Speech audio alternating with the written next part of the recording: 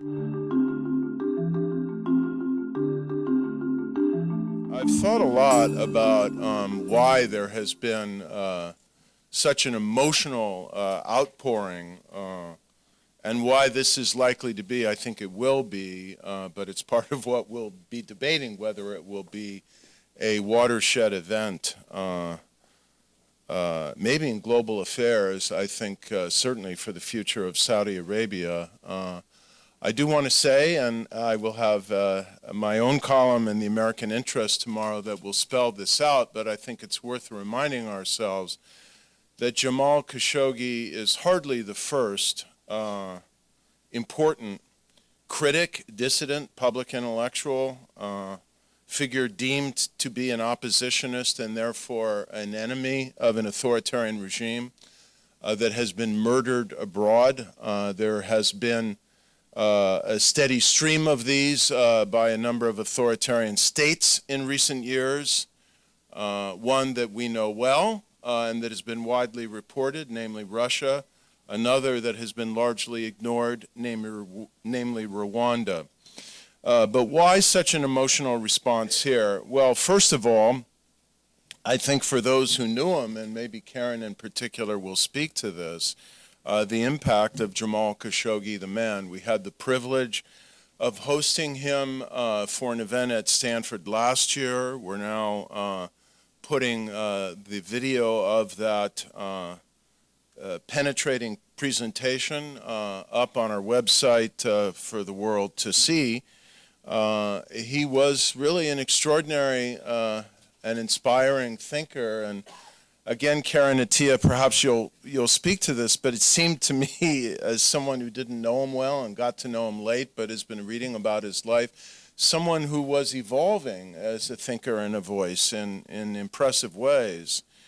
So first, the victim, sadly. I think there is no longer any doubt that he is a victim. Second was the crime. Whatever we will learn in the future, the brazenness, the brutality, the audacity of this, I think, is really, frankly, without precedent, even if you compare it to the other gruesome instances that I recount tomorrow in the American Interest. Third, this man, okay, he was not an American citizen, but he was an American resident. He was part of us. He had come here seeking refuge. And I think if you read his columns, including the extraordinary one, the final one that the Washington Post has just published that we have copies of out front, he had drawn inspiration from the United States. And I want to say he was one of us. And so for us, I think it's important we say for all of us as Americans, he was one of us too. And so it is... It's personal, and I think it should be treated as an assault on the United States and on American democracy. Fourth, the suspect, or at least one of many suspects, but the ultimate one, if the analysis proves to be correct, that, in the words of the recent former director of the Central Intelligence Agency, John Brennan, on Meet the Press last Sunday, an act of this complexity, criminal international act of this complexity and audacity could not have been arranged and ordered without the knowledge of the day-to-day ruler of Saudi Arabia today, who is the Crown Prince, Mohammad bin Salman. And of course, this is a man who we've been trying to understand and cope with. Is he a modernizer or a tyrant? And maybe the answers to that question are increasingly becoming clear. Fifth, of course, is the regime itself and what this signifies in terms of defiance of international laws and rules.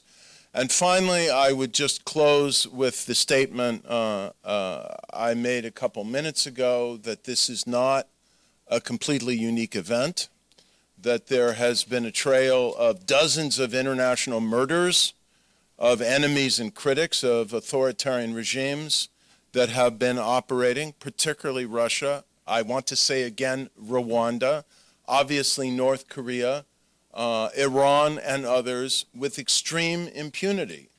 And we need to ask ourselves now whether we as democracies are going to continue to stand for this and allow this, and what it means for the rule of law globally if we shrug our shoulders and simply say that strategic interests mandate silence or even a smiling and jovial visit with the leading suspect himself.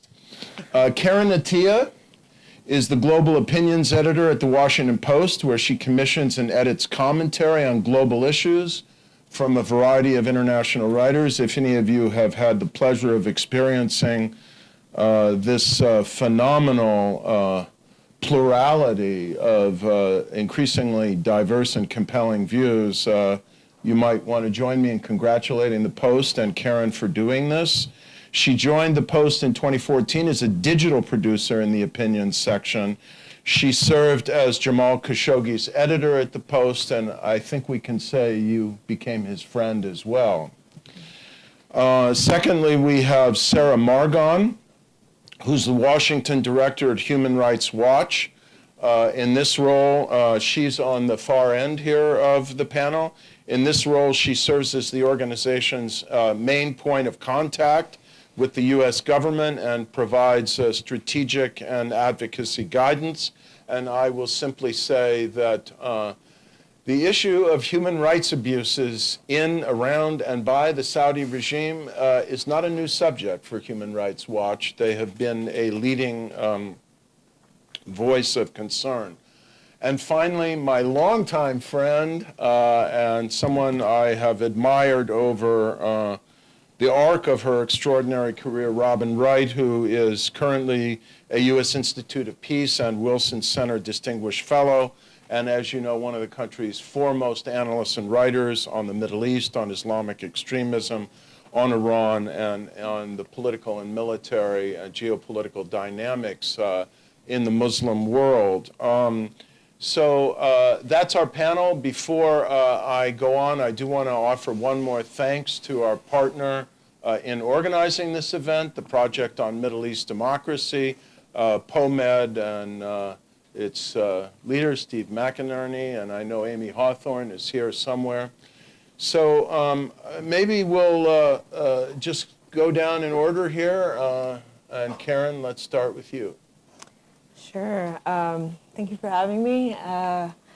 I confess I don't have, the sort of prepared long statements, but I'm happy to talk about sort of Jamal's journey to the Post and with the Post over the last year, if that works. So again, the Global Opinion section, it's fairly new, and the idea behind it is to try to recruit writers from around the world who can kind of illuminate their corner of the world for our readers. And in particular, we were looking to recruit writers that had profiles, had an audience, and had a certain level of cachet with their home countries that they could bring to the Post. And so Jamal, basically, I came across his name, we came across his name last year around September. So, of course, we were reading about the crackdowns under Mohammad bin Salman. And Jamal was being quoted very frequently. He was in the New York Times, he was in Reuters, and so we were looking at this coverage and trying to figure out, okay, what is our contribution to this conversation and who can we get to write about this? And we just noticed that Jamal hadn't had sort of a full English language op-ed about what was happening. And so we figured, okay, let's try to find him and put our reporter's hats on and try to find his contact details. And we reached out to friends who put us in touch. And I found his WhatsApp and said, hi, I'm Karen at the Post. Would you be willing to just write for us about what's happening in Saudi Arabia? And he said, sure, we'd be happy to, and turned in a draft pretty quickly.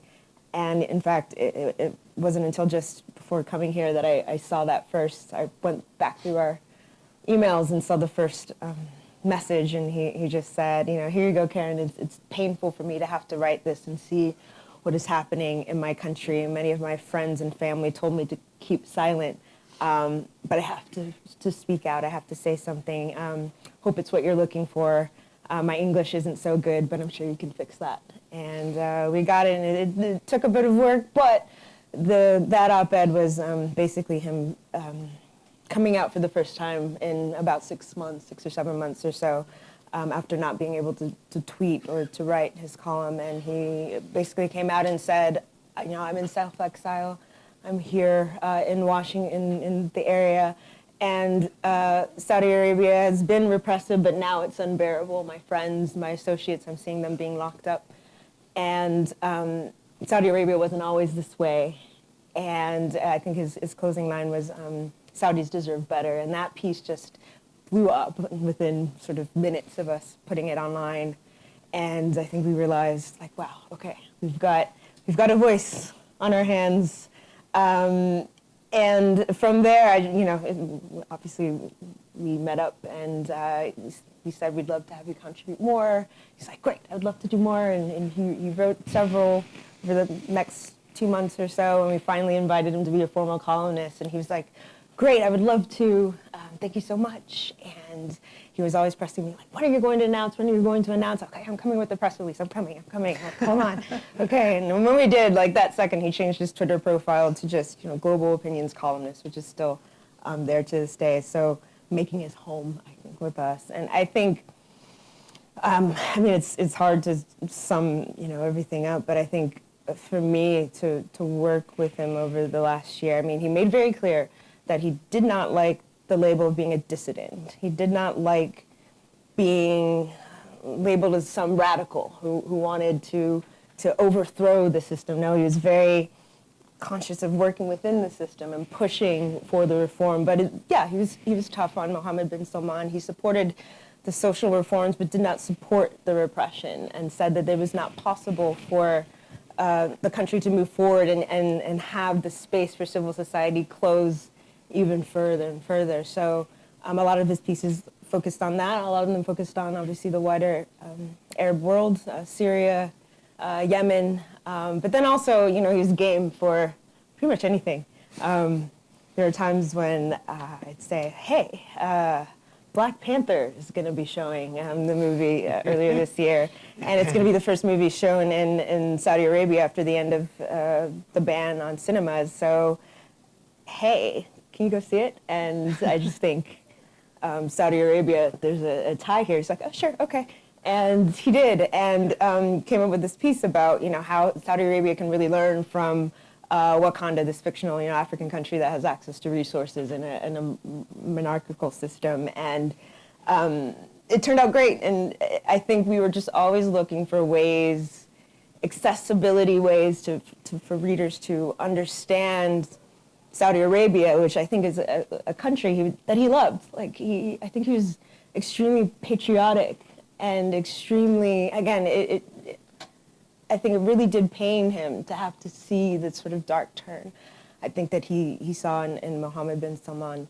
But at the same time, in our partnership here, we saw a chance to educate Americans about a country that is so often opaque, I think, to a lot of people. You really don't know enough about it, but he gave a sense of history, a sense of, even with the reforms, women driving, like a sense of the women who fought for this over the years, and his role as a mail editor and the ways that he tried to push for this. And so I appreciated that. And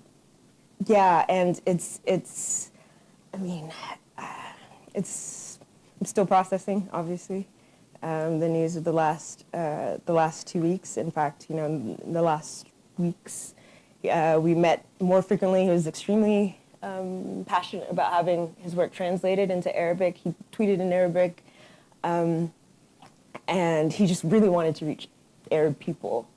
And he often translated other pieces of other people into Arabic so that his readers could understand. And so he's really passionate about, like, why can't there be a Washington Post Arabic version? I would like to do this. I'd like to work for free. Like, just let me do it. Just give me something to do.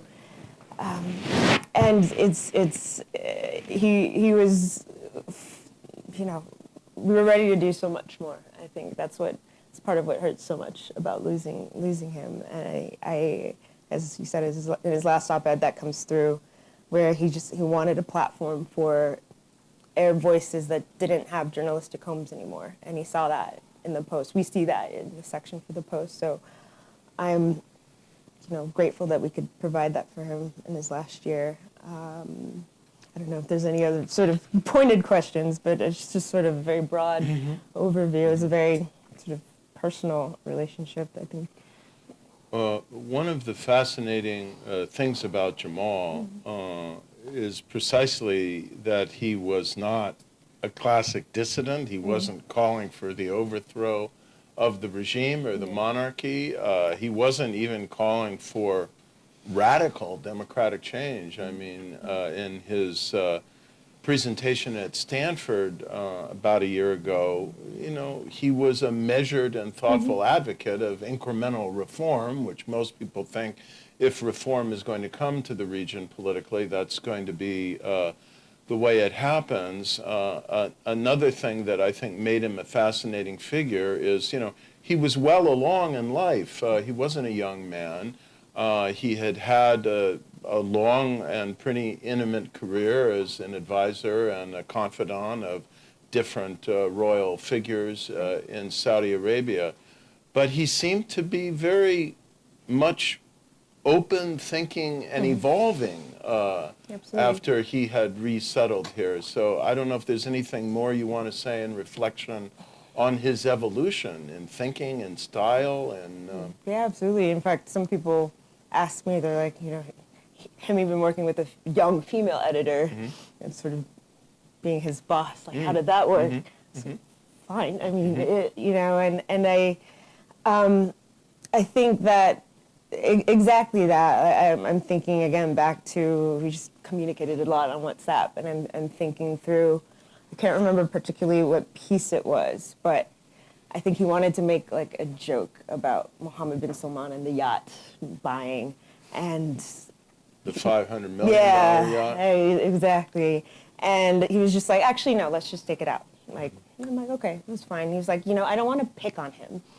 I'm hoping he's reading this, and I just want to advise him, And I think he really saw that. Even the piece that we wrote in advance of Mohammed bin Salman's trip to the United States, and he's just like, I want to propose an itinerary for him. And I was like, oh, well, maybe we can make it kind of a more comical one, and again, have an opportunity to show certain sides of the U.S., but then also show what the needs of Saudi Arabia are. And he was like, no, I really want it to be serious. Like, basically, he was thinking that MBS might see this, and so we came up with a piece about why Mohammed bin Salman should visit Detroit and look at the sort of revitalization of a city like Detroit and what lessons that had for Saudi Arabia. And it was a very well thought through piece, which again exposed the needs, the issues of poverty in Saudi Arabia, issues of urban decay in Detroit. And I just thought, I think that was so remarkable. He wasn't like this partisan sort of he really wanted to guide us all, I think, MBS and us, through this change, however which way it was going. And so I think, like, as far as evolution, I mean, we'd have conversations about, obviously political Islam, and he said there needs to be some sort of space for political Islam in the Arab world. There needs to be some sort of mechanism by which we can disagree about our societies and not have it resort to violence. And so, absolutely. And I think, I'm, again, like I said, I'm still processing everything that we said in conversations in the wake of what's happening, but everything now is in a lot sharper, I think, relief of these needs for the Arab world, because it's chewing up people who decide to speak out, so yeah. Well, again, we express our sympathies for your loss and the post-loss of a friend and colleague. I need to ask you finally, you may or may not feel able to answer this, whether he ever expressed any concerns about his safety or threats he felt or might have been increasingly feeling, vulnerable about? What was clear, obviously, was, that he was obviously advised by friends and family just to keep quiet, just to shut up, I guess.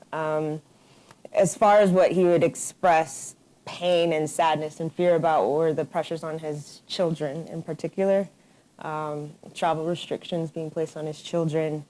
I think as far as, he just expressed to me that the authorities had said, okay, Jamal, you can do whatever you want, in your so-called self-imposed exile, but why do you have to write for the Post? Why does it have to be the Post? And so, he definitely said to me, writing that first piece has changed my life. I think it meant more pressure for him. But as far as like specific threats against him, no, he was not, particularly in the last few months, he was not acting like somebody who was scared. He was acting like somebody who was trying to tiptoe to keep quiet or preserve himself. If anything, he was looking to ramp up, and so was I. So no, I really, maybe he just wouldn't have told me. I know that, but nothing specific. Just like other ways of pressure, I think. Okay, Robin Wright, with your vast knowledge and experience of the Kingdom of Saudi Arabia and the region, help us understand what you think has happened and is happening. Thank you very much. Thanks for including me. Jamal was a longtime friend. I'd known him for decades. And I'll actually pick up where Karen left off. I quoted, I used to visit him. He was always the first stop most of us made as experts or journalists in the kingdom because he was candid, articulate. He would reflect what the monarchy was thinking and tell us all, kind of give us the insights we needed to understand a pivot or a change in leadership. And I had quoted him extensively over the last year in the New Yorker, for which I write. And I actually had a conversation with him in August, which I wrote a piece about last week, in which he very candidly said he thought the Saudis wanted him out of the picture. And he had said things to me that, which I had quoted, that I knew made it very difficult for him in any environment not to feel the danger. He'd said that Mohammed bin Salman, or MBS as he's known, was more autocratic than the 6 kings who had ruled since Ibn Saud, the founder of the kingdom, the modern kingdom, died in 1953. He said he was totally illiberal, totally intolerant of dissent or criticism. And what was really interesting for me to watch, having covered the Middle East literally since the 1973 war, was how he had evolved from someone who was the face of the monarchy to someone who was the most visible and articulate critic. And in some ways, there are moments in history that are catalysts for change, that symbolize something so much bigger. That was true of Mohamed Bouazizi in Tunisia in 2011, who started the Arab Spring. And he also was not calling for liberal democracy. He literally wanted his fruit back so he could sell and provide for his 5 siblings and his ailing, or his mother and his ailing uncle. That you have to wonder, is this one of those big moments? And I think in many ways he has accomplished in his disappearance and probable death what he couldn't do in his life. And I read his final column today, and it was incredibly moving given what we now know or believe has happened. But would it have generated the reaction if he hadn't died? He began by writing about the 2018 Freedom House report. I mean, this is not something that grabs headlines, but it has today. He talked about other human rights cases, and I'm going to let Sarah talk about those. But I wrote a piece for the New Yorker today about just how this puts on the table all those issues that the West has opted to ignore for decades, and not just in Saudi Arabia, but across the region. And so you wonder if this is the beginning of a turning point. Was Jamal the exception, or is he the reflection of the future? Will he infect others? Now, we've all been inspired by what he wrote and what he did. Will others be? And the question, one of the things he writes in this piece today was that that the state narrative and censorship makes it very hard for people in the region to actually know what's going on. So while Jamal's saga makes the front pages of our papers every day, how many papers in the region, how many news outlets, television stations, the state control apparatus will write anything beyond maybe that he disappeared or run a wire service stories? Are they running the big investigative pieces? As Patrick Leahy said in a statement in the last 24 hours, it's the Western press, where the press is free, that you see attention to Jamal's story. So one of the big questions is, where does this move? So let me turn to Saudi Arabia and the future of MBS. This is a man who, since his father became king in 2015, has absorbed all 5 major sectors, major vectors of power in the region, be it the Economic Council, the Defense Ministry, the Royal Court. And he's done it very cleverly, and he's put in place people who are loyal to him, some of them not royals. He has circumvented a whole generation of princes. Not only the first generation, there are only a couple of left from Ibn Saud's original generation, original offspring. He had 43 sons and even more daughters, who produced, hundreds, if not thousands. I think the estimate is somewhere around 6,000 royals. That one of the big questions is, how are they going to react? I have friends in the royal family who have long been unhappy about what MBS has done. He's pushed aside the remainders of that first generation, as well as so many in his own generation. He is not his father's eldest son. He is, I believe, the fourth, the first by his second wife, but he is not, he doesn't, so he's pushed aside even some of his own brothers. And it's not necessarily just power that's at stake here. It is also the perks and the privileges that come along with being a member of the royal family. And so one of the big questions for all of us, or for the world looking at, is what's going to be the reaction within the royal family. Now, I had predicted earlier this year that I thought MBS was trying to game it so his father, who we all know is ailing, would step aside and become regent and allow his son, MBS, to become king, which would have in many ways forced the others in the royal family to pledge allegiance. If the king dies, and then MBS became king, it would be far easier for those who are disgruntled, unhappy, unsettled by this succession issue not to pledge allegiance. And we know that there were already a few who didn't pledge allegiance when he became crown prince in June last year. So there is an enormous amount at stake. And if you'd asked me a few days ago, would he survive this saga, I would have said that given the history of Saudi Arabia, there's only one other time when they pushed a king aside, and that was in 1964, when there were visible factions within the royal family. And King Saud was pushed aside by a faction led by Faisal, who became king. Are we in that situation? This is where MBS has so cleverly manipulated the political environment that it's very hard to see how anyone rises within the system, controlling the military, the National Guard, the intelligence ministry, the interior ministry, to take the kind of bold action that would challenge MBS. And needless to say, we all know from the Ritz-Carlton arrest that he'll arrest anybody, friend, foe, royal, whatever, and including those who have not been outspoken. In many ways, Jamal was a very unlikely victim. This was a guy who did support the monarchy right to the end. He did support the House of Saud right to the end. And for him to be victimized like this is going to send real chills. And the stories that have come out in the last 2 weeks about what else the kingdom has done that nobody's paid attention to. The Post has a good story today about a Saudi in Canada and how the regime tried to lure him back.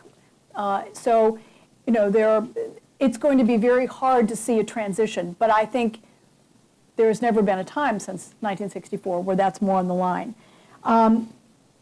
So one of the things that's really striking, too, is that MBS was legitimized by us. When you look at his tour through the United States last spring in March and April, here he was feted by Bill Gates, Oprah Winfrey, Dwayne "The Rock" Johnson, Morgan Freeman, Rupert Murdoch. You look at the list of luminaries who competed to be part of what was billed as the great reformer, the future of the entire Middle East. And the reality is that there were a lot of us who said, wait a minute, you know, but he put on a show that was unbelievable and then took it to Europe. And so what's really interesting, particularly as the Treasury Secretary today said he's not going to the Davos in the desert, the British Trade Minister, the French and Dutch finance ministers, the President of the International Monetary Fund are all backing out, as well as the big industries. And the question about MBS's future is in part over, is his Vision 2030 going to be viable if he doesn't have the credibility, the resources, the technology, the imprimatur of the outside world? And there are those, including Bruce Rydell, who once said to me that he thought Vision 2030 was a Ponzi scheme, that there are a lot of people who are going to be looking much more closely at the feasibility of this and looking at what the reaction is. They may put the brakes on their support, whether it's for now or down the road. So, as I say, the stakes are much bigger. And I've probably gone on too long, but No, we're okay. One other thing that I kind of wonder about, and I alluded to this earlier, is when you look at what Bouazizi inspired and the momentum that was built so quickly, is there something that plays out probably more slowly, more cautiously, given the chaos that was produced by the Arab Spring? But is there something that puts these issues of rights, of political repression on the table, makes them more accessible, puts them more in question, that the Western press, which has led the way on so many of these issues, begins to cover more thoroughly? So I think that this is just the beginning of this saga. We may know in the next 24 or 48 hours what physically happened to Jamal, but I think it's going to be a long time before we know how this is going to play out, and I think it is likely to be profound. Even if MBS survives, I think it will have a tremendous impact on what he is able to do. Let me just highlight, and then I'll go to Sarah, the political aspect of this, the regime aspect of this. There is, to my understanding, and you alluded to it, Robin, no precedent for someone, forget about the tyranny aspect, this young ascending to the throne, which the expectation is, as you said, the king is ailing. It may not be very long before some kind of succession will have to happen. We talked at a moment of high drama in Washington not long ago about a Supreme Court justice being so young that he could be on the bench for 30 or 35 years. If you look at the trends in life expectancy and actually extended cognitive ability, this man could potentially be king of Saudi Arabia for 70 years. And is that possible to imagine? An individual who is not only so young, so will close off generations of rotation of power to come, but someone who, I'm going to use this term because it is now being said in hushed circles, who may be revealing himself to be a psychopathic killer. I'll just say one thing. There is no Robert Mueller in Saudi Arabia. It's my best line. And that's one of the problems. We may know in the West what happens based on the Turks leaking, U.S. intelligence slipping things to reporters. Will we ever have the physical evidence of where are those fingers that were cut off? You know, I hope so, to bring closure to his family. But will we ever know the truth? I don't think he's going to be, MBS is going to be around for 70 years, maybe 30 or 40, given actuarial charts. But in some ways, what happens to MBS says a lot about what happens to the House of Saud. Mm-hmm. And if he survives, you know, you can see an environment in which, whether it's the young, and remember, something like somewhere between 30 and 38% of the young are unemployed. This is not a society that has provided equitably or generously to its people. And there are sectarian divides, there are gender activists, one of whom was sentenced to death this year, that there is under the surface, there is something happening.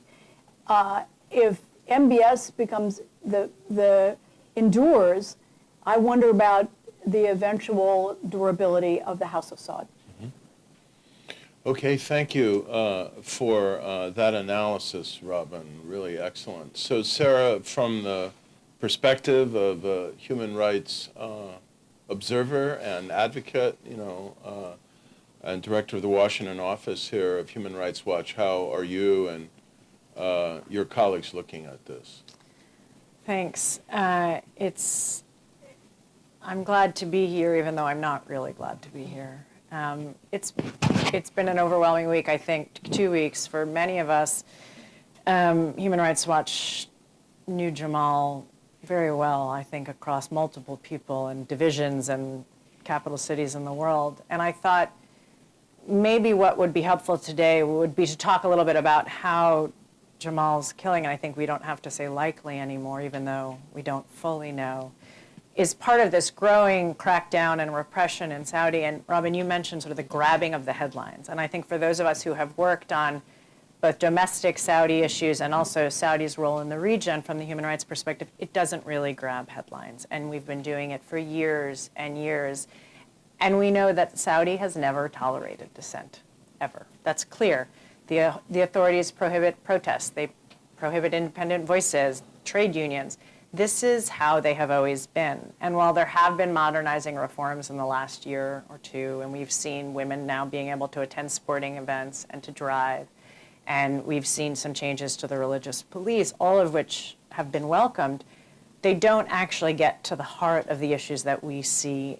And they are the absence of those real and meaningful changes, I think, belie this larger question of what happened to Jamal. On his world tour this spring, as we sort of called it, MBS promised this new era of tolerance to the West, to everybody he met with. And he talked about Saudi being open to the world, to all religions and traditions of its people. But I think we knew even then, and many of you in the room knew, that we were basically being sold a bill of goods, that it was smoke and mirrors for investment diversification. And what he has done since then on the social reform side is to dole out reforms that he thought were appropriate in the manner, you could say, of something of a benevolent dictator. Someone who doesn't actually believe universal rights belong to everybody, doesn't believe in universal rights, but sees a need for a certain measure of reform because that is in his interest both to secure power and to economically liberalize the country a little bit to ensure that it is economically sustainable. This is part, I think, of the Vision 2030 plan. And the other piece of this is, of course, if you acknowledge that activism has contributed to reform, you actually create more opportunities for activism. And that may be why we have seen so many different sets of arrests since he became crown prince. You only have to peel back the veil just a little bit to see, in fact, how heavy-handed he's been. And to realize that the reforms that everyone has been promoting are not all that meaningful. Yes, they meant something to a lot of Saudis. They were the tip of the iceberg. But the sustainability and longevity of them, both in terms of basic rights for women and men, but also in terms of Saudi's place, it doesn't get there. And I want to talk about 3 domestic examples, and then I want to talk a little bit about the Yemen conflict, because I think they're all linked. And what we saw and what we've seen in these crackdowns recently is that what he's been doing, MBS, is ensuring there's no other power centers in Saudi. You mentioned this, and I think this is really important because I think Jamal threatened that effort. And there are so many others who are going to continue to threaten that if there isn't a change, both in how the international community relates to Saudi, but also in terms of what goes on inside of Saudi. So the first example I want to pick up, you mentioned sectarianism. I want to talk a little bit about the prosecution of the country's Shia minority. Now, there have been some changes that we've seen neutering some of the religious establishment and also changing some of the school curriculum that is particularly virulent against Shia population, which makes up only 10 to 15% of the population, but really face some remarkable restrictive barriers. We've seen villages destroyed, public ceremonies restricted. We've seen Shiite students kept out of security and military, high diplomatic posts. They're basically barred and banned from engaging in society in a full, comprehensive way. We've seen since 2011 that they've been calling for their basic rights, these religious liberties that we believe they deserve to have. And in fact, they've been regularly denied. Many of them have been thrown in jail. They still languish there. And prosecutors have recently filed charges requesting the death penalty for 5 activists from the eastern province, including a female rights activist. So what we're looking at is this consistent crackdown with just a few tweaks for the outside world. The second example, I think, is everybody has been following closely, is the repression of female campaigners and other activists. In May, just weeks, actually, before the Saudis lifted the ban on driving, the government really opened a large-scale, coordinated crackdown against women's rights activists and the movement more generally.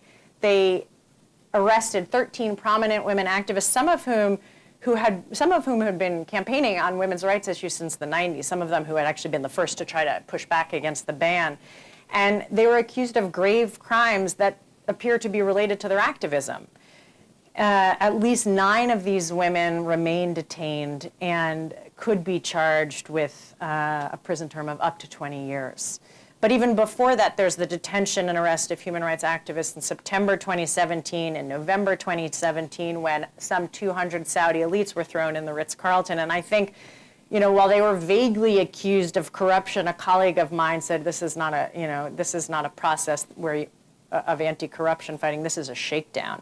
And I think it's no accident that these individuals were arrested and put in the Ritz-Carlton because, again, this was MBS's way of controlling the powerful institutions and the individuals that could have threatened him. And frankly, if you look at the arbitrary nature of this arrest, it makes sense. There are no laws, there are no institutions that stop him from doing what he wants to do and protect those to whom he might do it. So in this context, anybody and everybody becomes fair game if they threaten you or if they could threaten you. And I think that loops full circle back to Jamal, even if he wasn't in the country. The third example is the counterterrorism law, which passed in November 2017, and the guardianship laws. The counterterrorism law is even more draconian than the one that was passed in 2014. And I think the key piece here is the vague and broad nature of the language. You can jail any Saudi as a terrorist for 5 to 10 years if it portrays the king or prince in a manner that brings religion or justice into disrepute. So that could be anything. And we have seen, in fact, a lot of the activists that are behind bars being brought on charges related to terrorism or to counterterrorism. So this does nothing, of course, to strengthen the role of judiciary and, of course, ensures that the power continues to be maintained in one single place. So women are also allowed to drive now. This is positive. I think this is very good. In theory, they'll be able to get to and from work. But the guardianship laws that continue to be in place restrict their ability to actually do a lot of that work. They still need their sons, their husbands, their brothers, their fathers to be with them for so many basic services, for access, for a passport, to travel, even to be released from prison, which sort of seems insane when you think about that. So again, I go back to this point that Mohammed bin Salman came to the U.S., he came to the West, and he promoted himself as a reformer. But if you just drill down a little bit, what you see are not real meaningful reforms in the way that I think many of us had hoped, and maybe, you know, we can assume that many Saudis would also have liked to see. And then there's the Yemen conflict. And I have had over the last 2 weeks a lot of people ask me if the conflict in Yemen, with so many people killed and the indiscriminate attacks, has not drawn the kind of headline and global attention. How is it that Khashoggi and Jamal's case have been able to do this? And I think it's important to remember that the individual sometimes can be more relatable than a large conflict itself. But think about that individual who created the Yemen conflict. That was MBS in March 2015. He is the architect of this conflict. And in a sense, you can think about not just the humanitarian catastrophe that is now underway, maybe the worst in the world, worst ever. Some of the humanitarian groups are saying 8 million people on the brink of famine, or actually, as a colleague of mine at an aid group recently said, being starved, not on the brink of famine. They are intentionally being starved. But 1 million people infected with cholera, thousands, you know, well over 6,000 people, civilians killed, many by indiscriminate attacks, and well over 10,000, according to the UN office, injured. But I think we all know the numbers are much higher than that. The Saudi-led coalition has committed numerous violations of international humanitarian law and has failed to carry out meaningful and impartial investigations despite the creation of a domestic investigative mechanism. So if you think about MBS's role here and you think about this sort of military adventurism in the region, you can liken this to Russia also, Larry, and what you see is this patriotic national need to fight a war which can, in a sense, soften the blow of all the things he is doing domestically. So, I think the question, which I understand our next panel will address, is what is the U.S. response to this? And that's obviously a key question going forward. The one thing I will say is that earlier today we called for an independent and impartial investigation into Jamal's disappearance and killing through the UN Secretary General's office because we know where Saudi has been. We know where they're coming from. We see the cover-up. We see the whitewash. And this is an opportunity, I think, for the international community to try to shift the dial and get things right. So I'll leave it there for now. Thank you very much for that extremely detailed analysis, and I can say there's a lot more on the website of Human Rights Watch that bears close reading. We have a few questions here that have been written.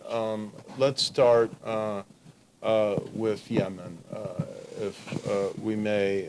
What can the United States do? And if the Trump administration will not act, what can the Congress do specifically, or what should the international community do to rein in and try to address this geopolitical and, as you said, humanitarian catastrophe? Yeah. I'm glad to answer that question, actually, because it's an important one. I mean, the first thing the administration could do would be to stop all arms sales to Saudi and the Saudi-led coalition, which also includes UAE. Trump has been very clear that he's not going to do that, so it falls to Congress to make sure that doesn't happen. And Congress has been increasingly moving in this direction, and it's been a bipartisan effort to stop arms sales. There's currently one being held. But there's also questions of the authorization of the use of force and what the U.S. is doing there. We understand the U.S. to be providing intelligence and refueling planes. For many years, the Human Rights Watch has said that the U.S. has complicity concerns when it comes to the Yemen conflict because of their role in providing intel and refueling the planes. The U.S. could stop refueling the planes. They could stop providing intelligence So there's a number of things that they can do.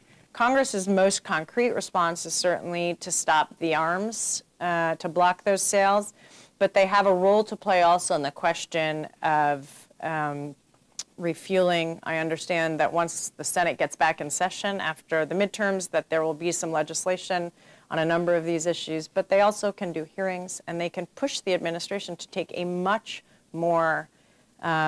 stronger voice. Right now, President Trump is basically functioning as the best PR person that MBS has out there.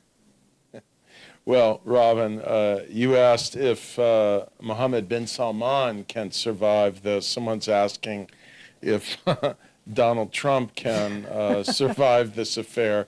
I don't know if you have any thoughts on that, but there's a broader question here about the future of the royal family in general and what we may be able to discern about the dynamics of competition within the royal family, either that this may be indicative of or that this may trigger. I don't know if there's anything more either of you want to say about that.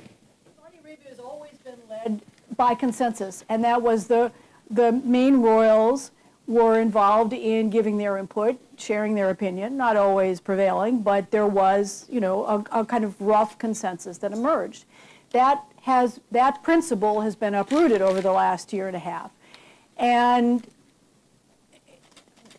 we don't know whether the king is strong enough. It was very telling that the Secretary of State, Mike Pompeo, spent only about 15 minutes with the king. And that includes translation time. So that's not long enough to have a meaningful, tough love discussion, which I think we're hearing today that he didn't actually talk specifics even with the Crown Prince, which is deeply concerning that we didn't use the one opportunity. I mean, why did we send him all the way to Saudi Arabia to pat him on the head and say, come up with a better excuse, or, tell us what really happened? And I think you ask about the administration. I think this mushrooms every day, almost exponentially, in terms of the pressure it puts on the administration. From both the public and both parties in the Congress. The Republicans have been tougher, I think, vocally out front than the Democrats have. And there is actually, it's one of the few issues in Washington, there's bipartisan support, maybe the only one. And so the administration really faces a tough reality, and the Turks haven't made it any easier, because even as Mike Pompeo was talking to President Erdogan and to the foreign minister, the Turks are releasing details of exactly what happened, the cutting off, allegedly, of Jamal's fingers, purportedly while he was still alive, and then the forensic expert, as I think the New York Times reported, saying to the others as they're dismembering his body, just listen to the music in your headphones. I mean, that kind of detail makes it very hard for the administration to say, well, we're going to continue an open-ended arms sales. And I think there are a number of things they can do without cutting off relations or diminishing relations, and that begins with the issue of arms sales and how long that will last. But the Saudis are dependent on the flow of weaponry from the United States to perpetuate the war. And will that be on the table? And I think the Republicans on the Hill want it very much to be. I'm going to say again that I think it is that kind of detail and others that have been speculated from the rumored grim developments inside the Ritz-Carlton Hotel that are leading individuals to ask whether there is a psychopath about to possibly ascend to the monarchy in Saudi Arabia. And I think it needs to be noted, we need to say something about monarchy, that absolute monarchy is in a way, a rather random and also very high stakes form of regime. It's got what was distinctive about Saudi Arabia is that there wasn't a straight line of succession. This was something that was negotiated and rotated among the different branches of the family of House of Saud. Am I right about this? And the descendants of different wives. Yeah. And so, first of all, it's unusual for, to have this kind of straight descent from,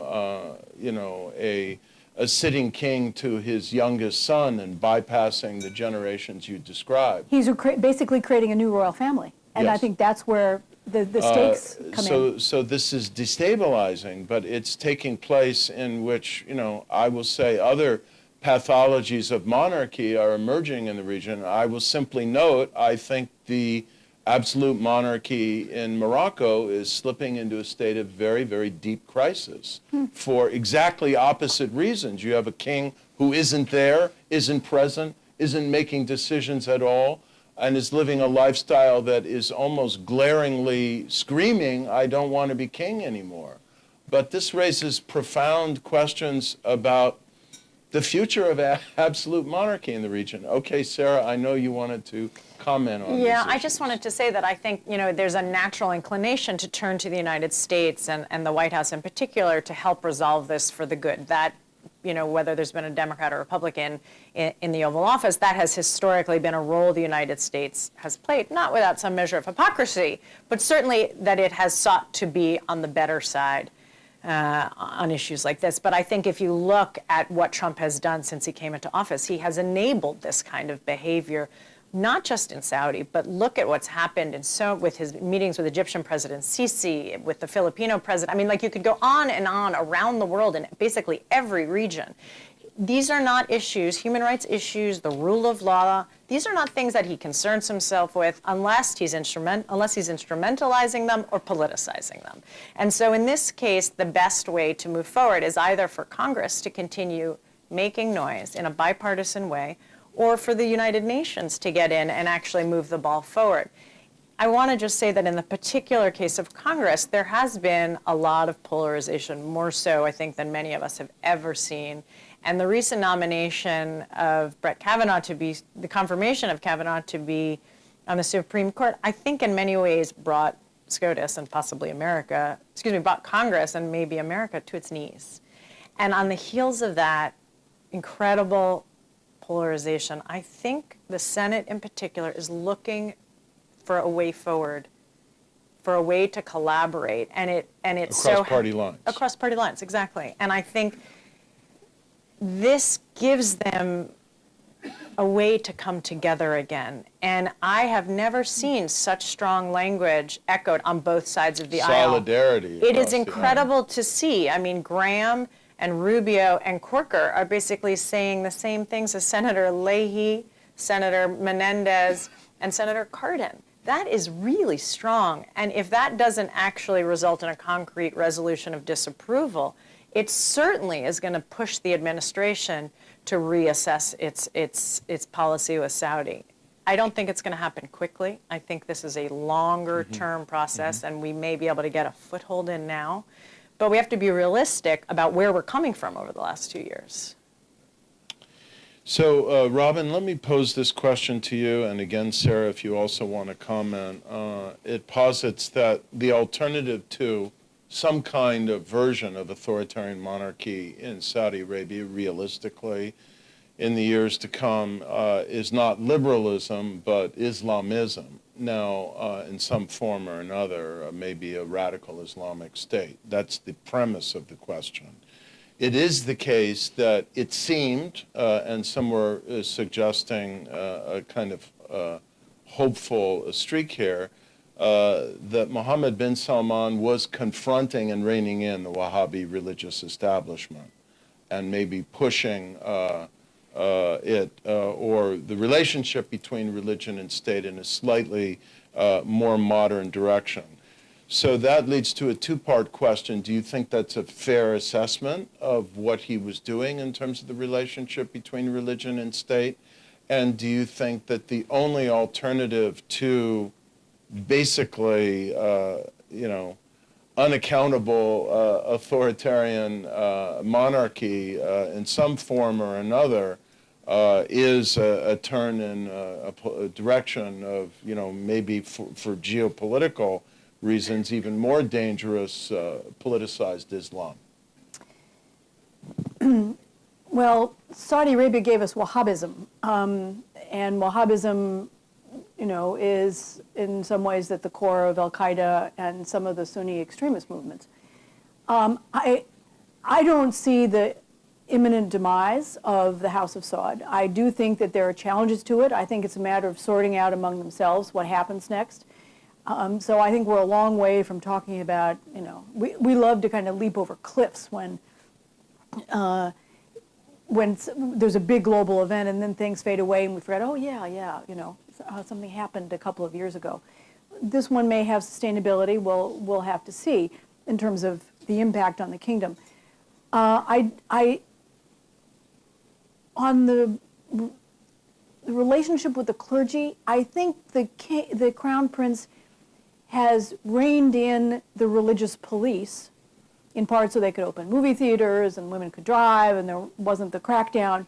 But I don't think that he has cracked down on some of the hardest line clerics. When you look at those he has arrested, Salman al-Odeh as one example, this was someone who had spoken out against extremism and whom bin Laden had once looked up to, and he, was very articulate, very outspoken in condemning bin Laden, and he, has been arrested for the second time and now faces the death penalty. And he is one of those who would be far from your real radical. So I think that the whole idea that he's reining in the clergy is one of those illusions, it's, I'm putting it out there so that the West thinks he's done something and that people at home don't feel it except for the fact that the religious police aren't on the streets harassing people. Mm-hmm. Any thoughts on this?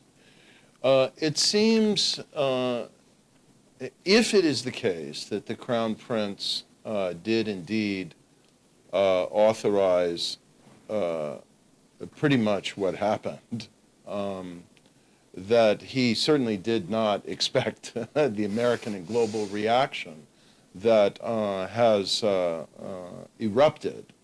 So the question here is, if you think that he himself must be shocked by the U.S. and Western reaction, number one.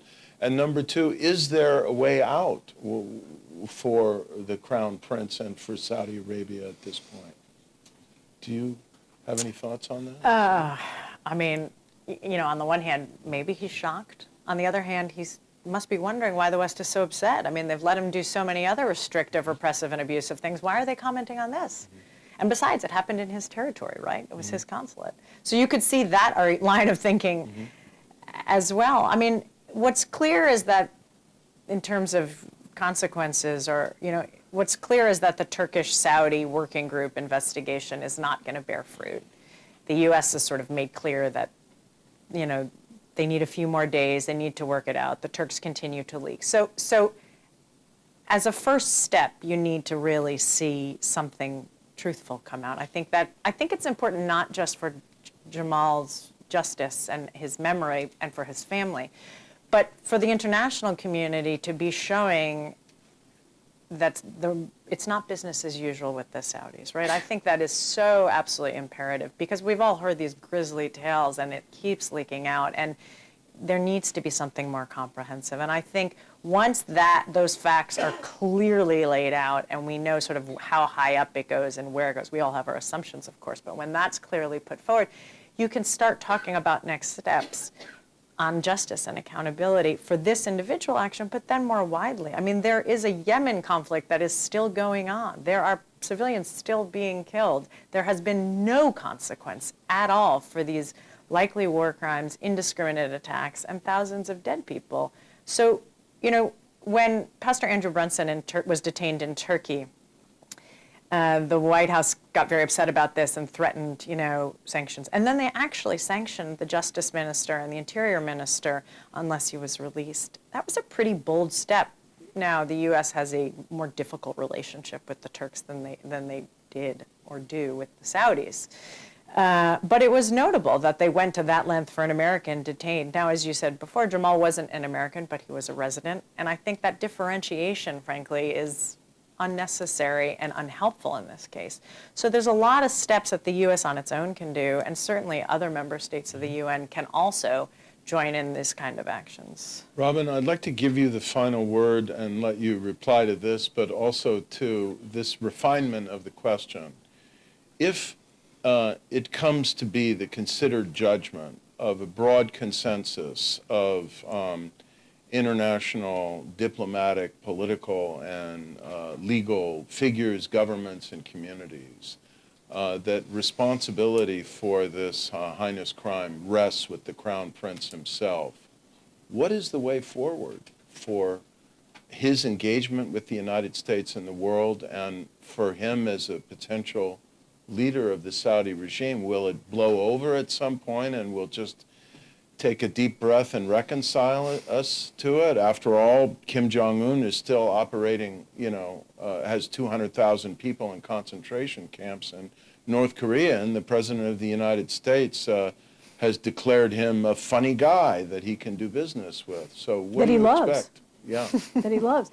I think the one question that will loom potentially indefinitely is what the consensus is and what we can legally prove, and whether the royal court facilitated, expressed its preference to the security apparatus that then took action. I mean, if those 15 have to be worried, if they have to be worried about their own futures.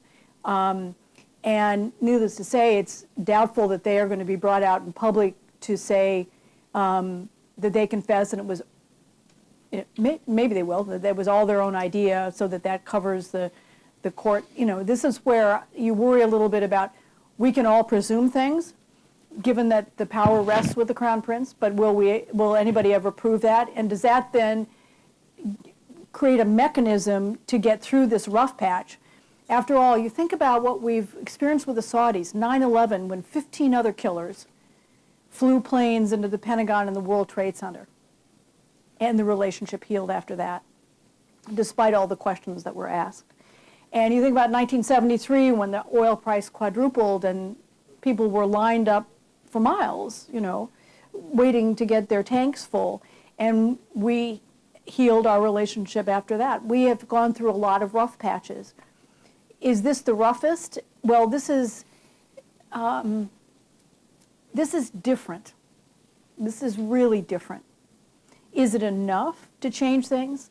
I don't think so. I think the relationship, in part because President Trump's foreign policy agenda, squeezing Iran and getting them to change behavior or change the regime altogether, the counterterrorism program, remember Trump initiated a new counterterrorism center in this age of ISIS, and the elusive Arab-Israeli peace plan. That those are three of his most ambitious goals anywhere in the world, and they pivot on the kingdom going along with him. So there is an enormous amount at stake here. So can we get over it? We can. The question is how? And that then gets to this question of who's culpable, who's brought to justice, who pays the price, and we don't know the answer yet. Well, we unfortunately, our time is up for this part of the program. We're about to rotate now to Michele Dunne, taking my place as moderator, and to Ambassador James Smith and Stephen McInerney. I want to thank Robin Wright of The New Yorker, the Wilson Center, and the U.S. Institute of Peace, Sarah Margon of Human Rights Watch, and Karen Attiah, who had to leave, of the Washington Post. And once again, I thank you all for joining us. Everybody, my name is Michele Dunne from the Carnegie Endowment for International Peace, and I need to turn my mic on. And here we go. And I'm happy to be with you to moderate the second panel, in which we're going to focus a little bit more on the role of the United States and the interaction between the United States and Saudi Arabia on this very, very terrible affair of what happened to Jamal Khashoggi, who was a valued friend and colleague to many of us, including me. So with me, we have Ambassador Jim Smith, who was the U.S. Ambassador to Saudi Arabia from 2009 to 2013, and Stephen McInerney, who is the Executive Director of the Project on Middle East Democracy.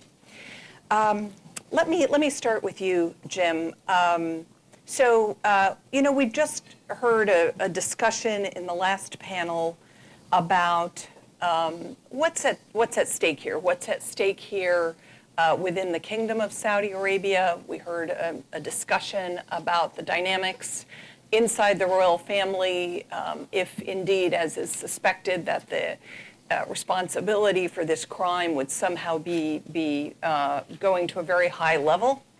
And also, what's at stake for the United States in this? So maybe you could start with your thoughts on those issues. I mean, let's say you were ambassador, the U.S. ambassador to Saudi Arabia right now. What would you be recommending to the U.S. government how to handle this issue and what's at stake here? Well, I think the first recommendation I'd make is we need an ambassador there because we haven't for the 2 years of this administration. When I left Saudi Arabia, I would tell you that I'd fallen in love with the people there, and I had great aspirations for their future. And in many ways, Jamal is one of the last casualties of the reaction against the Arab Spring. I first met him in October. I'm going to deviate just a minute. First met him in October of 2009. We had him in to speak. We had a conference of all our reporting officers in the embassy and the two consulates. He came in, plopped down, and 2 hours telling people what to look for. And in the many times that I met with him over my 4+ years there, he never voiced any opposition to the regime. He was a passionate patriot. He cared about his country, but he would voice, don't think this is right. I think the U.S.-Saudi relationship is in grave danger, but not for the reasons that have been expressed so far. It is a different Saudi Arabia today than it was when I left in 2013. And you have to go back to November, December 2009 and the Jeddah floods to understand what has been going on over that time. Because you had the floods, I think the official count was 325 people killed. There were well over 1,000 people killed in the floods. And then there was an outcry from people in Jeddah, where did the money go? And King Abdullah allowed that public debate to go on. So what you saw in parallel was this public outcry allowed by the government, and in parallel with that was individuals led mainly by young people and women in support of flood victims, gathering food and blankets, in some cases saving lives. And I remember one night watching TV with Mohammed bin Salman as we're watching his people. So then came the Arab Spring, and the Saudis came to me and said, I'm glad we're not having an Arab Spring. I said, oh, yes, you are. And I'd walk them through what had gone on in Jeddah. And I said, go back to the people responding to the flood victims. If you see yourself as a subject, you don't do that. That's the government's job. If you see yourself as a citizen, you do it automatically. And that's what people were doing. And my advice to them is respond to the needs of your people. What are their concerns? Well, it's jobs, it's housing, it's corruption, it's the security apparatus. And to their credit, they responded to those. There was an opening in public space because everybody had one of these. Okay, everybody had an iPhone or a BlackBerry. And we were excited because people now were debating issues. And Jamal was a centerpiece of that. And there was one point, in fact, that King Abdullah directed all of the newspapers on the front page to have a section where you write down the question that they had for the government official and the government official's response to that question. Because there's a move to make government accountable. And they survived the Arab Spring because of this openness in this public space. We saw that starting to erode a little bit in 2012, 2013. What's gone on in the last few years is reversion back to the kingdom, which is a ruling family and its subjects, and having absolutely no voice, counter voice to the ruling position. It is not the same Saudi Arabia that I left, and it's a sad situation to see, because you saw so much positive evolution on your part for the municipal elections. In the first municipal election, 26 women won seats in municipal elections. So we saw this growing at the grassroots level, and that is being cut off. What is the impact on a relationship? One question is what should be the reaction. Second, what is the reaction? I'm a realist. This administration has defined a transactional relationship with Saudi Arabia, where before we had a strategic relationship with them. And in my time there, we could have conversations about women's rights, human rights, the public space. And none of that is going on now because it is a transactional relationship focused mainly about money. So we do not have the levers, nor do we appear to want the levers that would influence that. So we've got to look inside the Saudi royal family to figure out how this relationship is going to mature. And that's a very difficult task. I would quote Robert Lacey in his book, The Kingdom, the first good history of Saudi Arabia, where he said, in talking about the royal family, those that know don't talk, those that talk don't know. And that is the reality of the opaque nature of the kingdom. But a lot has changed in that it's no longer the Saudi way. And Robin was very correct when she said it's a culture of consensus. That has gone by the wayside. It is a culture of tribal leadership.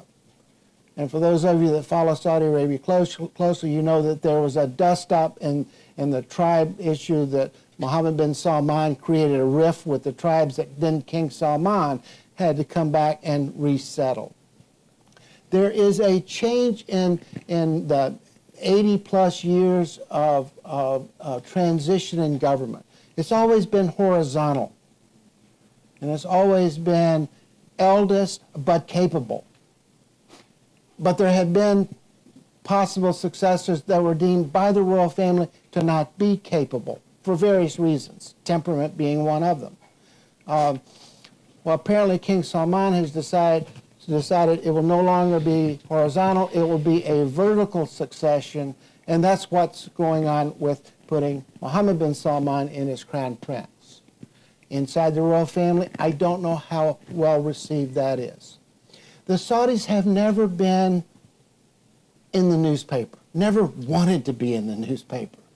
They're always a docile type government wanting other people out front.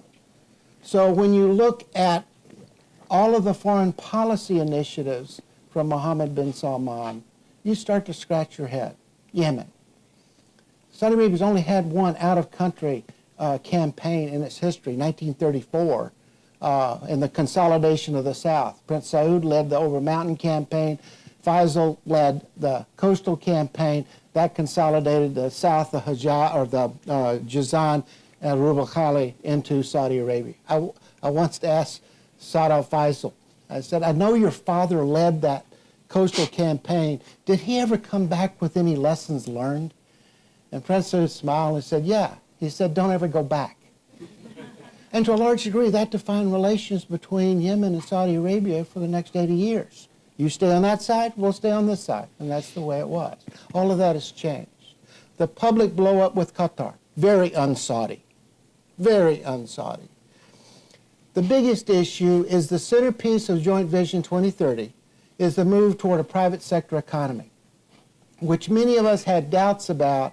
I would say today it's unachievable.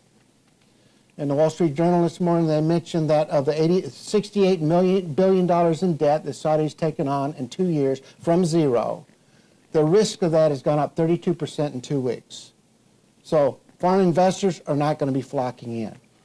So you've got a lack of transparency. You've got a absence of the rule of law.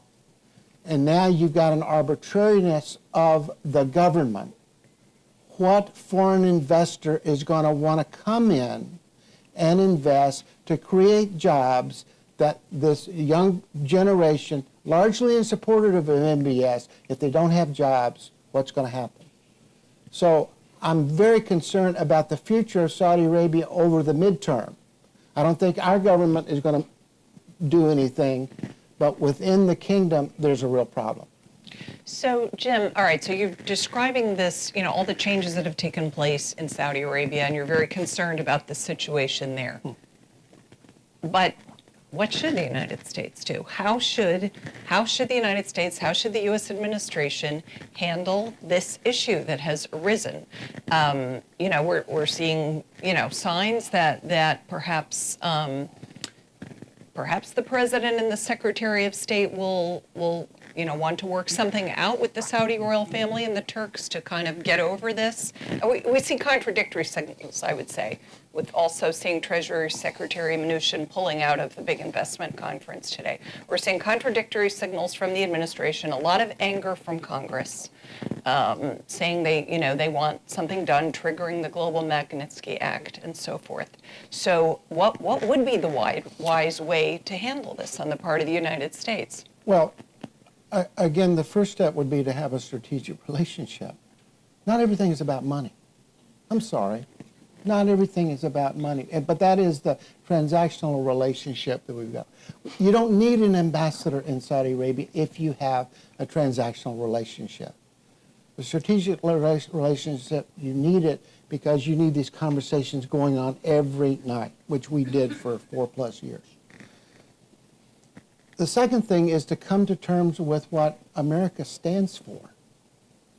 Now, I understand that this administration doesn't focus on value. There is value to our values. And America's blundered a lot over the last so many years. But since 1945, we have been the centerpiece of a world order that focused on consensus, multilateralism, world trade, that's created riches for much of the world. We're moving into a new phase of mercantilism, which is only about us. Then other countries are going to do what's about us. It's a perilous journey, and the first time we did that, it didn't turn out so well. So again, to focus first on strategic relationship. I don't think this administration is going to do that. I do think that Congress, the Senate in particular, has been very uncomfortable with Yemen for some time, and I'm optimistic that you're going to see a reaction from them. But I've got to tell you, it's not about arms sales. That's a red herring. Saudis have only bought $4 billion in the last 2 years. There's always this $120 billion wish list that's out there. That doesn't mean they're going to buy it. So the fact that we're compromising arms sales is not the issue. The issue is the private sector.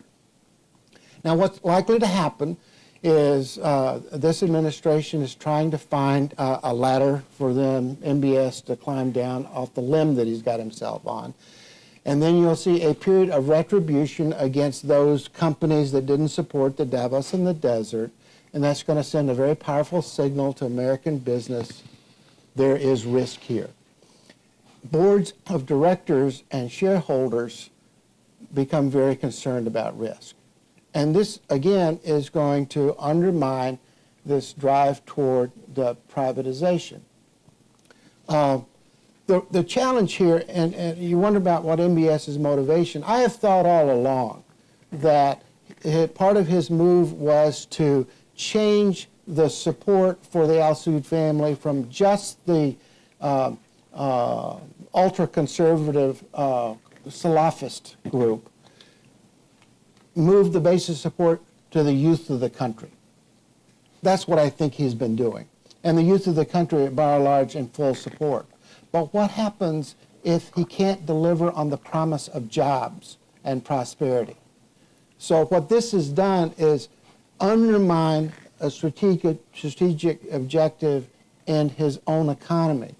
And that's what the challenge is going to be. And I don't think we can fix that. I just want to ask you one other quick thing, and then I'd like to move on to Steve. So you've said, Jim, that it's not about arms sales, that's a red herring and so forth. But as we look at the different possibilities of U.S. leverage over Saudi Arabia, and particularly not so much over the country, over the royal family, over the crown prince, what about the support to the intervention in Yemen, to the Saudi and Emirati intervention in Yemen? That's not only about arms sales, that's about intelligence support and other things and so forth. And that's already been called into question by many in Congress. Yeah, and that's true. The problem is we don't have a lot of legitimacy with the argument. If you go back to the original objectives of the intervention in Yemen, it actually made sense because the Houthis were doing arms buildups along the Saudi border that threatened Saudi Arabia. And even today, you're getting missiles brought in from Iran coming into Saudi Arabia. So tactically, the incursion made sense. Strategically, they have come to the conclusion that they don't want the Houthis to become the Hezbollah on their southern border. The problem is, as we have learned after 17 years in Afghanistan, it's easier to start a war than it is to end it. And I think our administration should really be pushing, along with the UN, to bring Iran, the Houthis, back together again in Geneva to work toward a resolution. In the absence of that, then if you cut off those things, then what's the likely outcome? And I'd have to tell you that the Houthis have not gotten the same negative press that the Saudis have gotten, but they deserve the negative press. Okay, thank you, Jim. And I do think both parties in the UN report were discussed as having committed war crimes in Yemen. Steve, let's turn to you. So I want to ask you the same sort of opening question about what do you see at stake here, and maybe particularly, for the United States in dealing with this crisis, with the affair of Jamal Khashoggi, and what do you think the U.S. should do? Sure. So obviously the United States has had a very close relationship with the Saudi royal family, the Saudi government for decades. And I agree with a lot of Ambassador Smith's description of some of the very negative changes that we've seen in the kingdom in the past few years. And I think that this really does call into question the viability of the kind of relationship that the U.S. has had with Saudi Arabia, which the Trump administration has really tried to double down on in making Saudi Arabia, and even specifically Mohammed bin Salman, the crown prince, the centerpiece of U.S. engagement in the region, and in some cases sort of deferring to him and his allies in the United Arab Emirates. I think that's been a very misguided and dangerous approach. And I think it's tragic that it would take this kind of incident and the killing of someone known to many of us here in Washington to spark a debate about the U.S.-Saudi relationship and maybe really rethinking that relationship. But I do think that reevaluation is overdue. And I think it has been encouraging to, what we've seen from the Senate, from the Congress, and as Sarah Margon could have eloquently described in the first panel, the really remarkable bipartisan unity and quick action, quick responses. There was a letter sent to President Trump last week signed by 22 members of the Senate, 11 from each party, every member of the Senate Foreign Relations Committee with the exception of Rand Paul, who actually wanted an even tougher response, as well as Senator Leahy and Senator Graham, the chair and ranking member of the Foreign Operations Subcommittee for Appropriations. And this is really unprecedented. I don't remember seeing such unity and bipartisan response to this kind of action from any government that the U.S. has a close relationship with, in the past decade. And so I think that provides a real opening. I think people the past couple of weeks in Washington are starting to kind of think about the costs of the relationship with Mohammed bin Salman, the support for him, and particularly in the Senate and the House as well. Unfortunately, I think the initial reaction from the administration has been very discouraging. The sort of apparent obfuscation, statements that appear to be taking their messages that are coming from the Saudi government at face value, taking the Saudi government's sort of investigation at face value, and I think it's dangerous. Because it's quite obvious that the Saudi government are the perpetrators of this crime, and allowing them to investigate and saying that we will have confidence in what they come up with, I think is very dangerous. So I do think that this kind of rethinking of the relationship is long overdue. I think the reliance on what's really a brutal dictator, literally one of the world's most brutal dictatorships. In Jamal's last column for the Washington Post, which ran in the print version of the Washington Post today, he opened that column by referring to the Freedom House scores, which Freedom House ranks every country in the world in terms of how free. Saudi Arabia is, according to Freedom House, it's one of the 9 most brutal dictatorships in the world. And it is the only one of those 9 that is ever spoken positively about here in the United States. Just the other 9, include countries like North Korea, Syria, Somalia, Sudan, about which there is never a positive word spoken of the government or their leadership. And Saudi is in that category. And that was true before Jamal's tragic killing, but it's now a little bit more clear to the American public. And again, it's sad that this is what it took for that to be the case. So I want to ask you 2 follow-up questions, and then I want to remind the audience, if you have questions to ask, please pass them forward on cards, and we'll turn to those in just a couple of minutes. So my first question to you is, I've been turning this over in my mind. Obviously, what happened to Jamal Khashoggi has touched on something, has opened up a much larger Pandora's box of issues, right? And is that about long-running tensions between the United States and Saudi Arabia, clashes of values and so forth that have been going on for a long time? Or is it particular to the last few years, since Mohammed bin Salman has been more or less in charge, and the series of steps he has taken? Some of them have been spoken of here, and there are more. I don't need to enumerate them. So I guess what I'm asking you is this a U.S.-Saudi problem, or is this an MBS problem? Yeah, I think it's both, and I think different people here in Washington.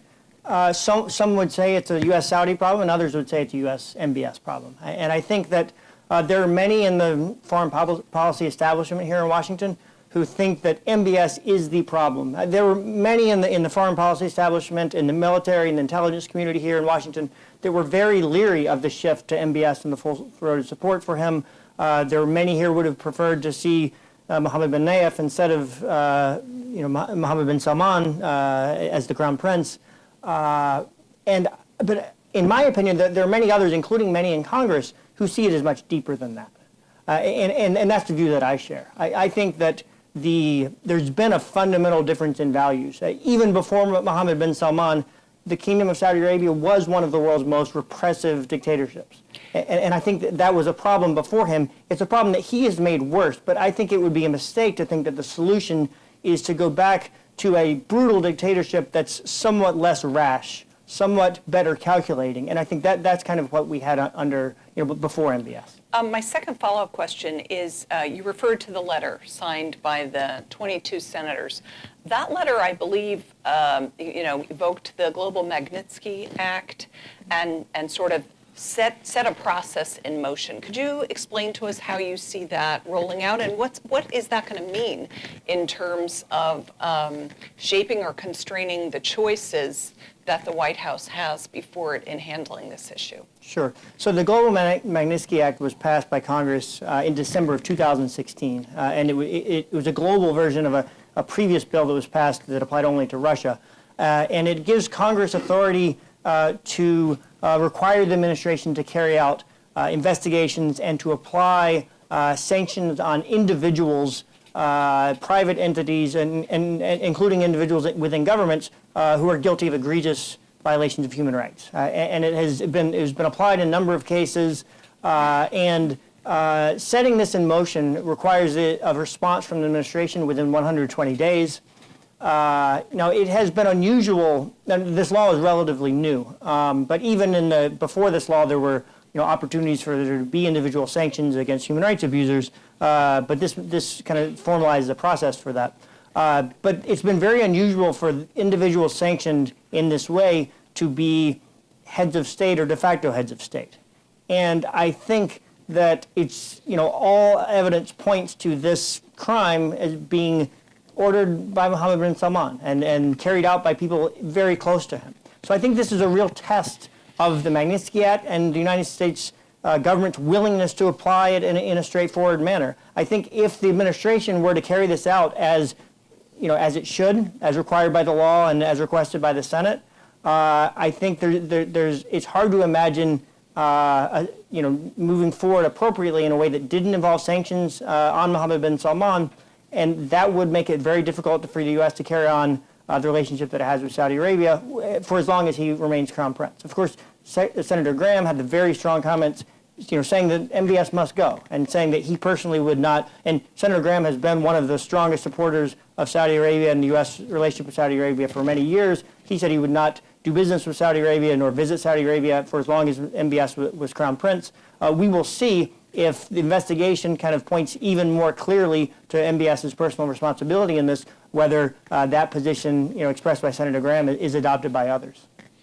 Okay, so turning to questions from the audience, we do have a lot of questions related to this, related to the Crown Prince and how this whole issue will affect his political future. So turning to you, Jim, a couple of questions. I mean, one person from the audience says, it's not just the man, it's the system.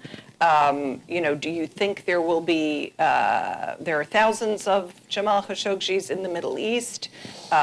What can or will be done to change the system? That's one question. Another question is... The system in the Middle East, the system in Saudi Arabia. Let's keep this to Saudi Arabia for the moment, okay?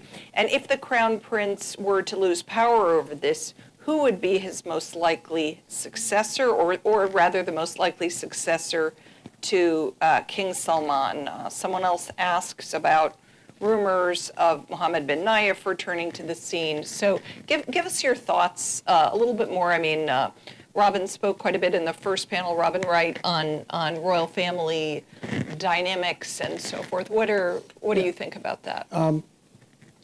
Well, first of all, you ask, is this coming from U.S. government or Saudi government?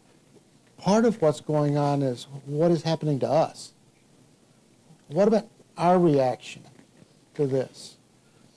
When you live overseas in a foreign country, you realize they parse the President of the United States, his words, every sentence, word for word. And when you make statements like, the press is the enemy of the people, how is that translated in another language? And we've seen people arrested for blogging and arrested as traitors in Saudi Arabia. So if the President of the United States thinks the press is the enemy of the people, it's a very small step for someone else to declare them traitors. And in fact, not a very big step to do what happened to Jamal. It's very dangerous to ad-lib the way that we do because it has an impact. I think it's having a huge impact on all of us because we're saying, what is going on here and what do we stand for? I don't know what's going on inside the royal family, and I would argue anyone outside the royal family that thinks that they do has a better answer. There are a lot of wonderful candidates out there. And Mohammed bin Nayef is as solid a human being as you're ever going to find. He is just one. Khalid al-Faisal, the governor of Mecca, Saud al-Faisal's brother, who was the governor of Asir, is a Renaissance man. So there are many out there that would fit this, and so there are options. But again, within the royal family, they've got to decide, are they going to keep going this way? Because there's still two others out there. Prince Mukran, you know, was ousted before Mohammed bin Naif was in place, who was then ousted. And you got one other brother out there who probably is never going to, he's a businessman. But then you've got the third generation. And now within the royal family, are you going to pick from that, or are they going to continue down this path of the Salman branch? I don't know what they're going to, but there are candidates. Okay, I want to ask you another question, Jim, and then I have one for you, Steve, as well. But the question for you, Jim, is this. This is from the audience. Is there a concern over the personal relationship between Jared Kushner, the president's son-in-law and advisor, and Mohammed bin Salman, and possibly President Trump as well? And so the question is, we know that there's been a close relationship between Kushner and Mohammed bin Salman, and that it was, you know, a pretty cozy relationship with the royal family and with Mohammed bin Salman in particular. Is that going to change going forward, or do you see that's going to be something that the administration and President Trump and Jared Kushner will just be able to pick up and continue? Well, I think they'll try to pick up and continue as if nothing happened. There may be things about the relationship that come out that make it untenable for them to continue, but in the absence of any forcing function, I don't see that happen. The problem is that is a breakdown of an established structure, which undermines a bilateral relationship. It's okay for a transactional relationship, but a bilateral relationship is based on a whole host of strategic interest as well as values. And that means that the ambassador is the representative of the American president and the American people, with the charter of executing the goals of the administration and to represent American values. All of that is removed. Now, I know you've got a charge in place. What happens when you've got a charge in place? Nothing. It doesn't matter how talented the person is, but the government doesn't want to talk to a charge because the government wants to talk to somebody who can pick up the telephone and get the White House. In fact, in general, in Saudi Arabia, they have wanted political appointee ambassadors, since the end of the not Gulf War, career diplomats, because they want someone they think that, has a line to the for president. that reason. The other thing that happens is your charge, the DCM, anointed as the charge, is a State Department person, not a political appointee, who owes his or her next assignment and promotion to ambassadorial rank to making sure nothing bad happens. The best way to make sure nothing bad happens is to make sure nothing happens. So when I arrived there after an absence of a year and a half, what you see is everybody's hunkered down behind the walls. And I would guarantee that at every embassy where you don't have an ambassador, that is what's happened. They close off, the media shuts down, you don't go outside the walls because you don't want anything bad to happen. It's just the dynamic. In the military, we call that acting commander. And when you have an acting commander, you have no commander. So that's... Thank you. Steve, for you. So we've talked a little bit about what's at stake in how this scandal is handled, what's at stake inside Saudi Arabia, what's at stake for the United States. But let's broaden this more. What's at stake for Arab opposition figures, civil society figures, journalists, human rights defenders, et cetera, more broadly, whether they are living inside their countries or living, as Jamal did, in exile? What's at stake for them in how this all shakes out? I mean, an enormous amount.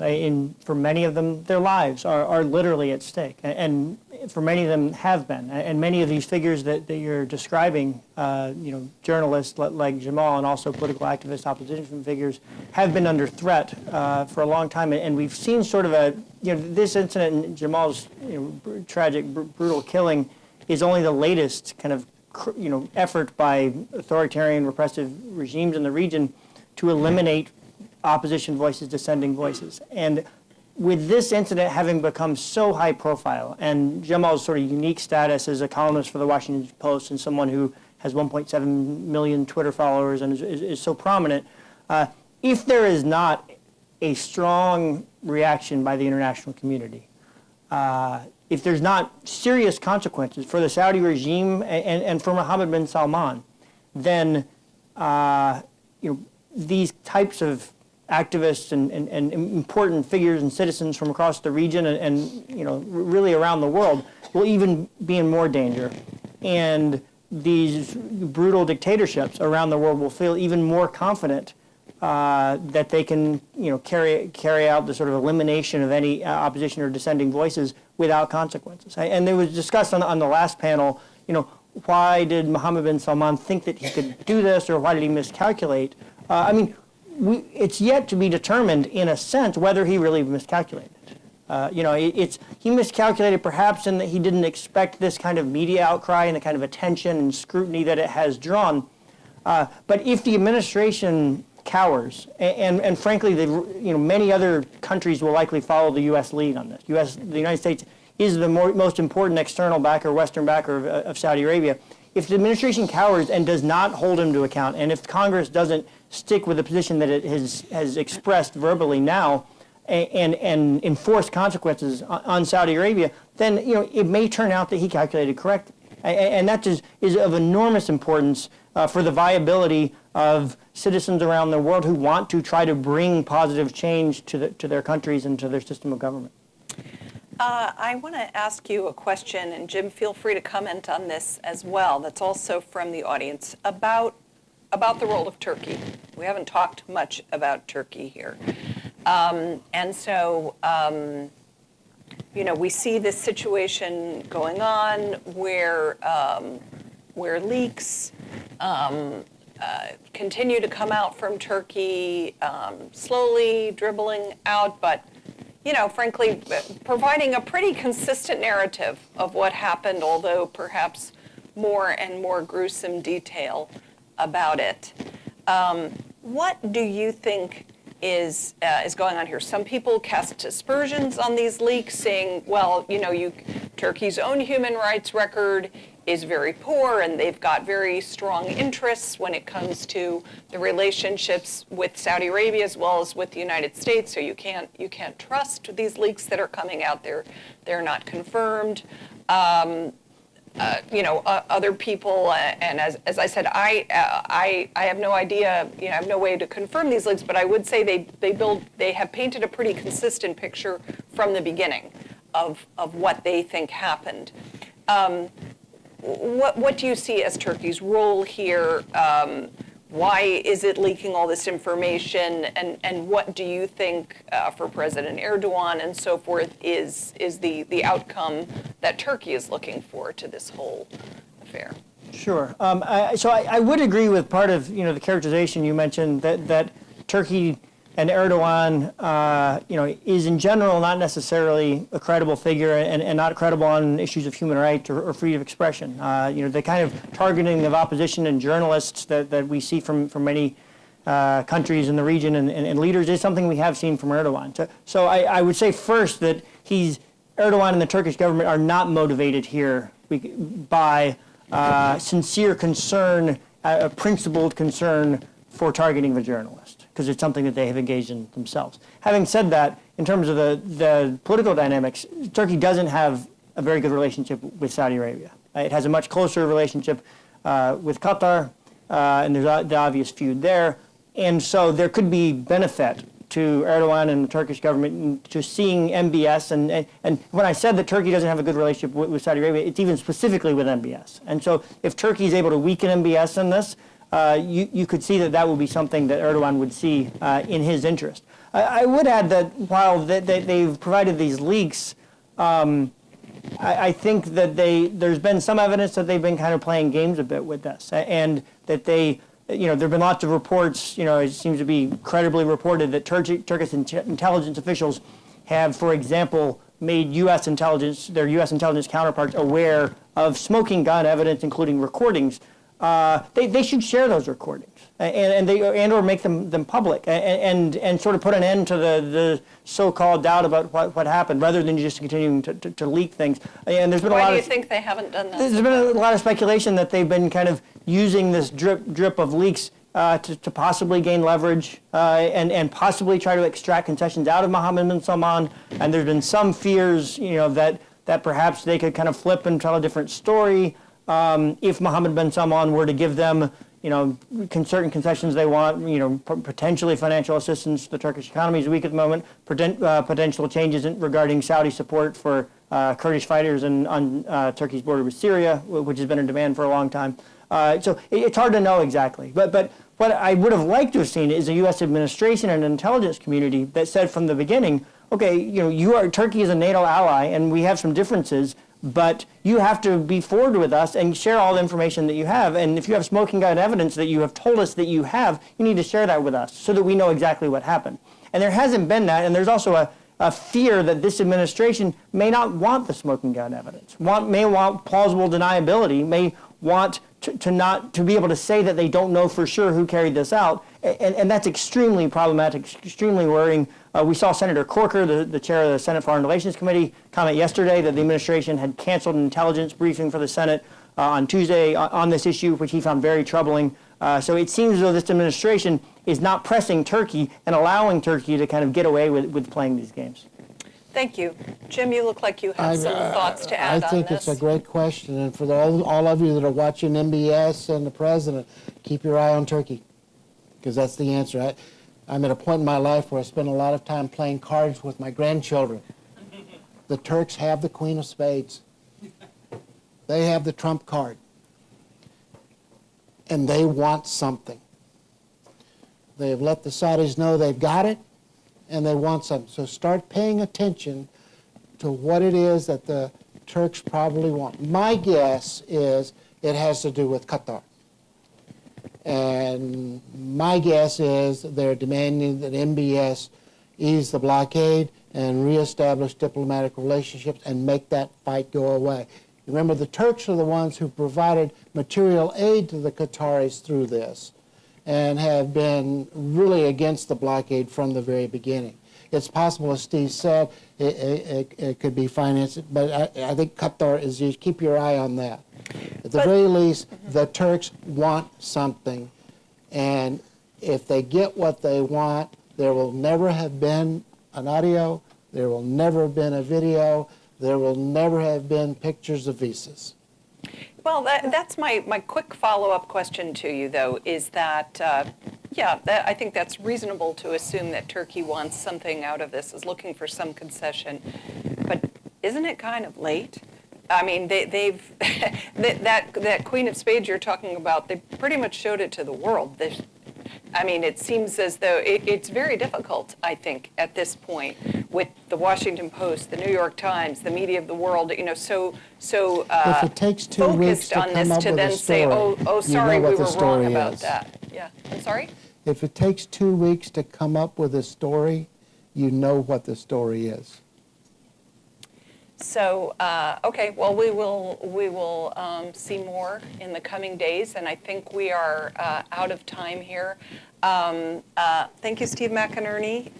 Thank you very much as well, Jim. And I want to thank the Hoover Institution and the Project on Middle East Democracy for organizing and hosting this event. Please join us.